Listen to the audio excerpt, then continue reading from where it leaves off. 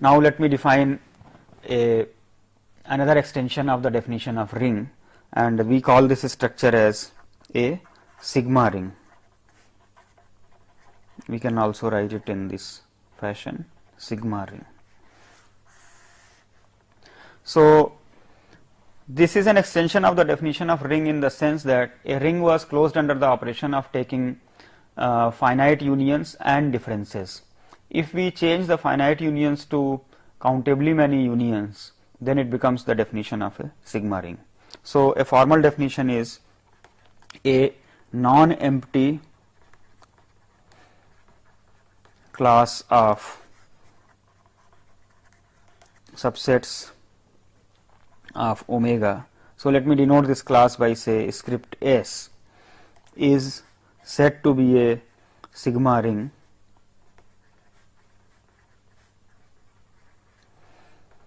if it satisfies the following two properties, that given any two sets, their difference must be in the class, and secondly, if I consider any sequence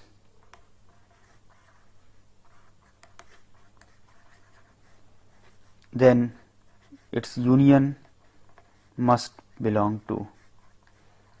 So easily you can see that the second one is a generalization from the definition of a ring, because there we assumed only finite union. So naturally the consequence is that every sigma ring is a ring.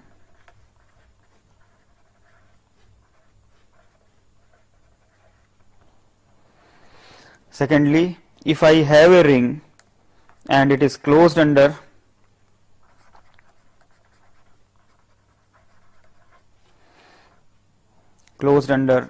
the formation of countable unions, then it is a ring, then it is a sigma ring.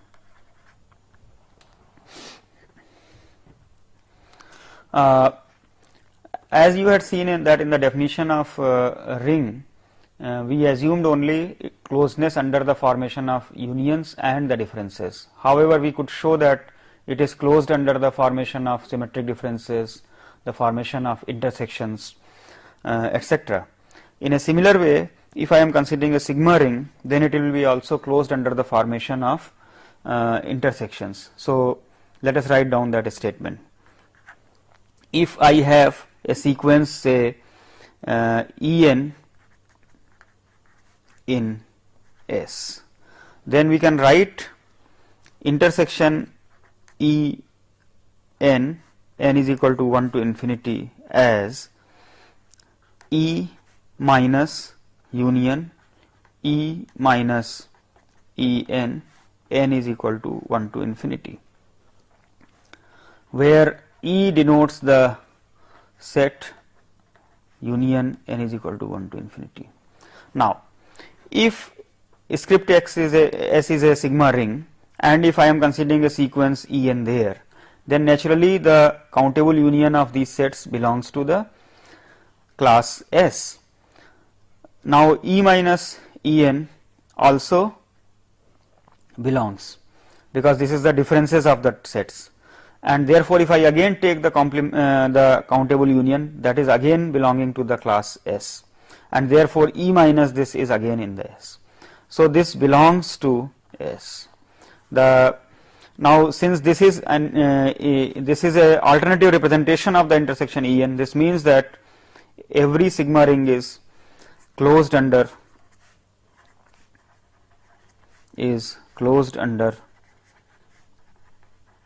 the formation of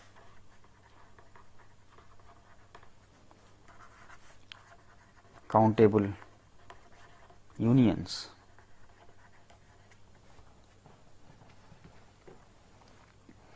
In the previous class we introduced the concept of the limit of a sequence of sets. It was actually defined as limit superior of a sequence of sets, limit inferior of a sequence of sets, and if the two are equal, then the limit exists. Now, we had alternative representation of the limit superior and limit inferior in the form of countable unions of countable intersections or countable intersections of countable unions. So, now if my initial structure is a sigma ring and it is closed under the formation of countable unions and countable intersections, therefore, it is also closed under the operations of limit superior and limit inferior, and therefore, if the limit exists, then under the operation of taking limits. So, we can mention that a sigma ring is closed under the formation of limit operations on the sequence of sets. One more extension of the definition of ring or algebra or sigma ring is the so called structure called sigma algebra or a sigma field. So, let us define it in the following fashion: sigma algebra or a sigma field. So, a non-empty class of subsets of omega. So, let me define this class as a script f is said to be a sigma field if it satisfies that for any given set its complementation will also be in the given class. Secondly, for any sequence of sets the countable union must also be in the class. So, you can see that it is a generalization of the definition of a field as well as it is a generalization of the definition of sigma ring. It is a generalization of the definition of field in the sense that in a field we had closed under the operation of taking complementations and unions, but unions were taken to be finite. Here we have taken countable unions. It is an extension from the definition of a sigma ring in the sense that countable unions are there and the differences have been replaced by complementations. So, in some sense it is one of the largest structures among the four structures that we have defined. So, we can write the comments that every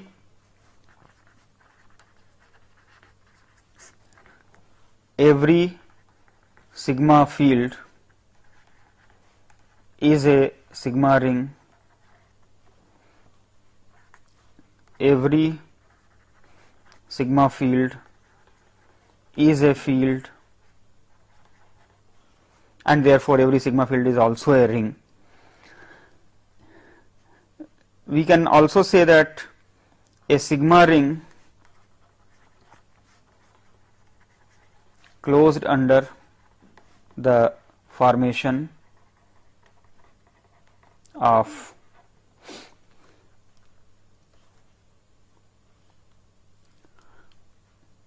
complements is a sigma field. A sigma ring containing omega is a sigma field.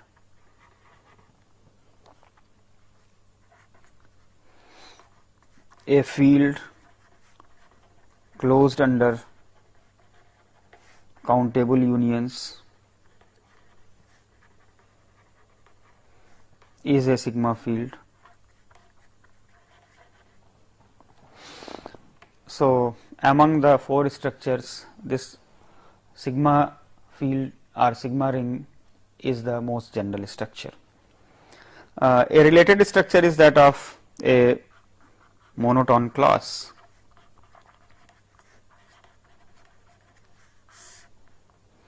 A non-empty class of subsets of omega is called a monotone class if for every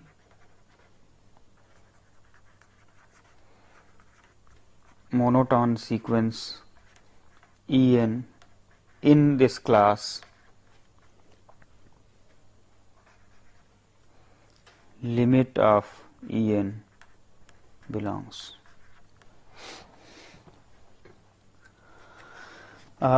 We prove that a monotone ring is a sigma ring and a sigma ring is a monotone class. See, we already said that in a sigma ring the limit operations are valid, and therefore in a sigma field also the limit operations are valid. So, monotone class is a particular structure which is something like in between a ring and a sigma ring, or between a field and a sigma field. However, it is useful in the sense that given a class, if I just look at whether the limits are there, then monotone class is confirmed, and in many operations that is what we finally need. So, let me prove the following theorem.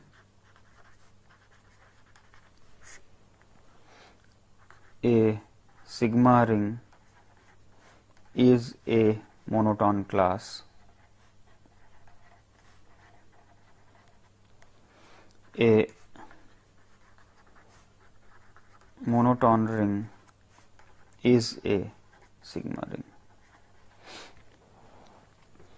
To prove that a sigma ring is a monotone class, we notice that a sigma ring was closed under the operations of taking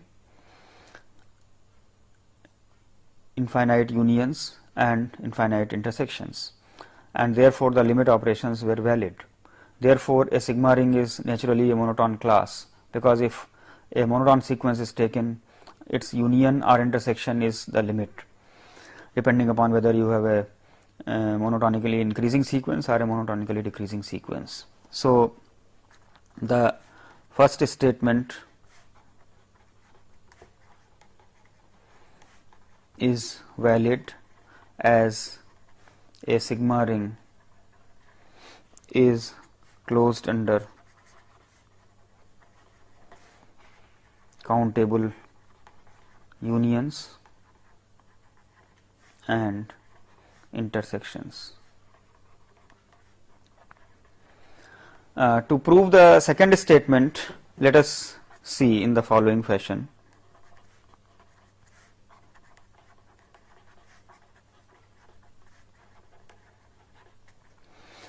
Let R be a ring and also a monotone class. So, since it is already a ring, we have to only show that countable unions will belong to the given class to prove that it is a sigma ring.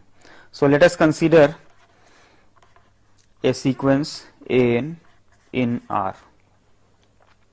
Now, if I take, say, Bn is equal to union of ai is equal to 1 to n, then it is a finite union of the sets in R, and therefore it will belong to R for every n. Now, the nature of this set Bn is that if I take Bn plus 1, then one more set will be coming. So, Bn is naturally a monotonically increasing sequence of sets, and limit of Bn will become equal to union ai is equal to 1 to infinity. Since R is a monotone class, limit of Bn will belong to R, as R is a monotone class. So, R is a sigma ring. This result is useful in the sense that if we want to create a sigma ring from a given class of sets, then taking all the unions etc. may be quite complicated, whereas if it is already a ring, if we ensure that the limits of the sequence of the sets is present in the given class, then it will become a sigma ring. So, it is something like a you can say a method of obtaining generated sigma rings from a given class which is already a ring. A somewhat simpler structure in this direction is a semi ring.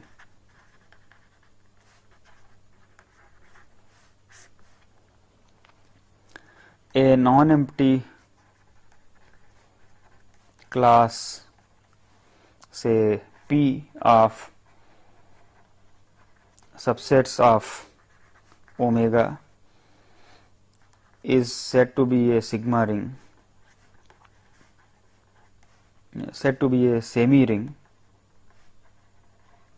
if it satisfies the following properties. That is, if a set is there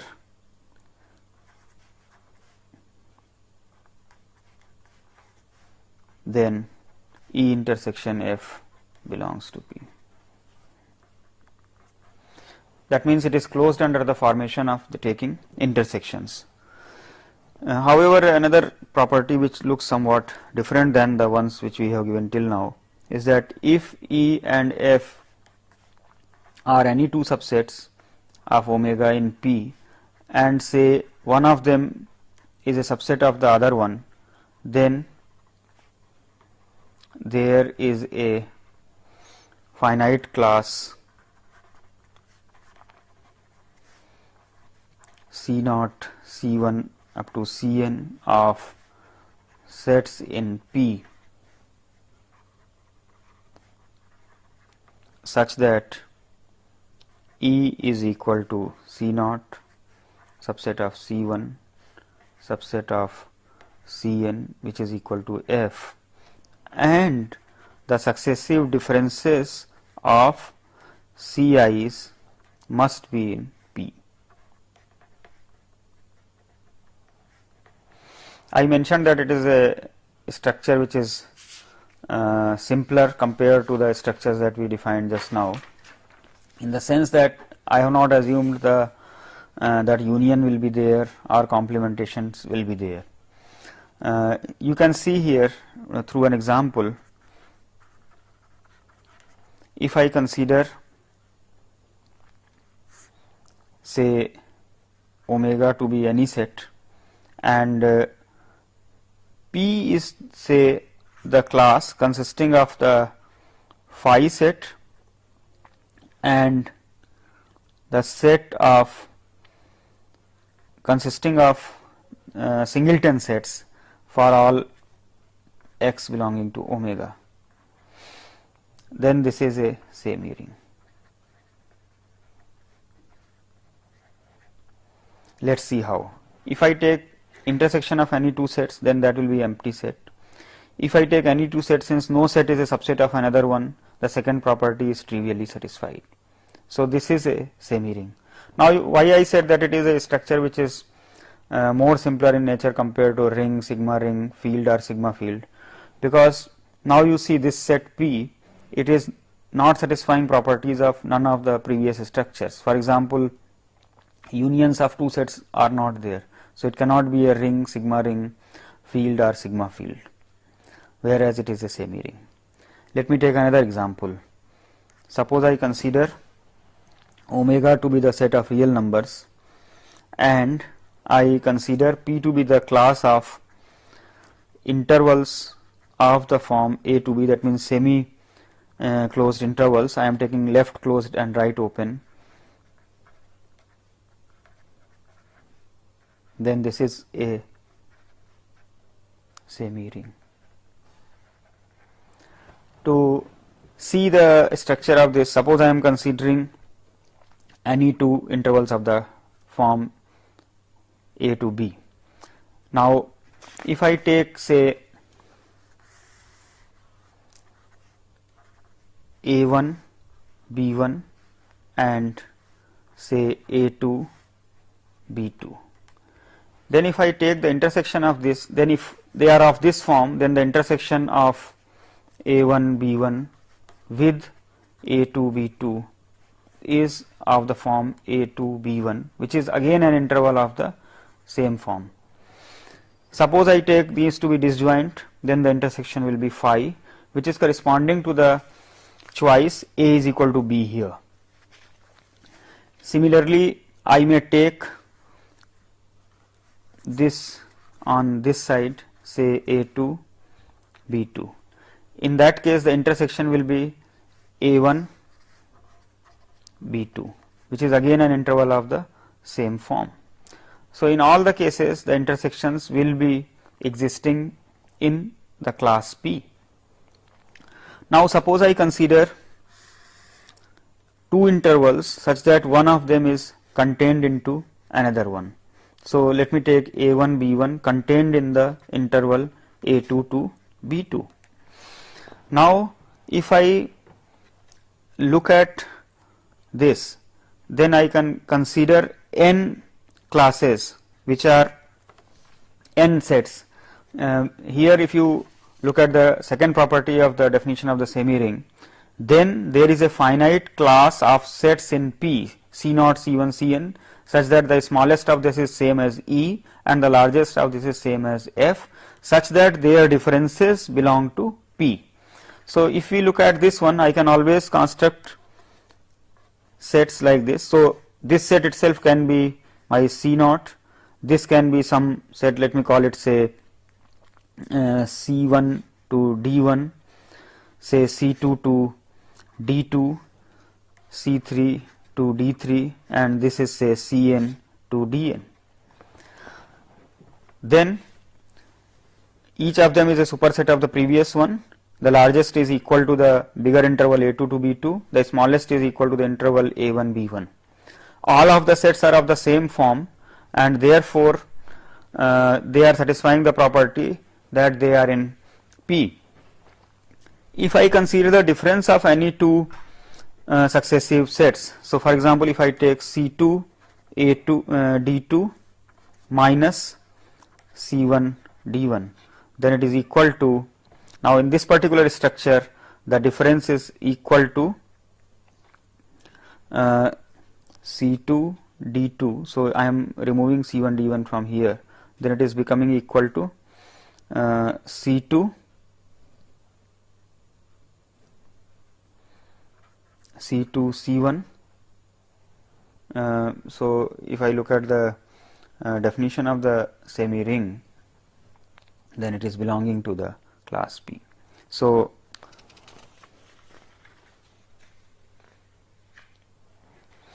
we have the following remarks. Phi belongs to P for every semi ring, because I can take two sets to be equal, and if I take their differences, then it will be there. An equivalent definition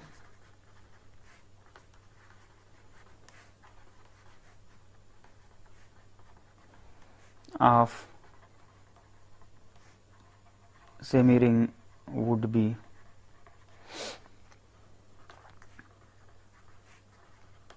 a non-empty class P of subsets is a semi ring if empty set is there for any two sets, intersection must be there, and thirdly, if A and B belong to P, then I should be able to represent A minus B as the union of a finite unions of sets in P. So, this is an alternative representation of the definition of semi ring. A useful concept in this context is that of a generated class. what is a generated class? So, given a class of sets, if I consider the smallest ring containing C, the smallest sigma ring containing C, the smallest algebra containing C, or the smallest sigma algebra containing C, or the smallest monotone class containing C, then it is called a generated ring, a generated sigma ring, a generated algebra, or a generated sigma algebra. Now, to see this, suppose I look at say a set consisting of singleton set A, then phi A, suppose I say this is my C, then this is the generated ring of C. Suppose I take this same thing and I take phi A complement and omega, then this is a generated algebra from C. Since this is a finite class, therefore, this is also a generated sigma ring or a generated sigma algebra. To see that how this process becomes more complicated if I consider larger classes, is that suppose I consider say class say AB. Now, you can see in order to generate a ring out of this, I have to consider the empty set, the two sets, their union, their differences. As we have said, its intersection will also be there, its symmetric difference will also be there. So, now you can see that variety of sets B minus A must also be there, because we can take the difference of these two. So, a generated ring is of this nature, which is consisting of many sets. Now, you see how the process will become even more complicated if I try to generate a field out of this. If I consider a field generated from D, then the number of sets is much more. I will have to take phi A, B, then I have to take A complement, B complement, A union B, then A complement union B complement, then I have to take A complement intersection B complement, and so on so forth. So, the number of sets will be much more, and this shows that this kind of structures will be useful in the definition of probability, because when we want to introduce the probability of different events, then their simultaneous occurrence, their differences, their unions, etc., also will be needed in defining the probabilities. So, this type of definition will be extremely useful for our. Thank you.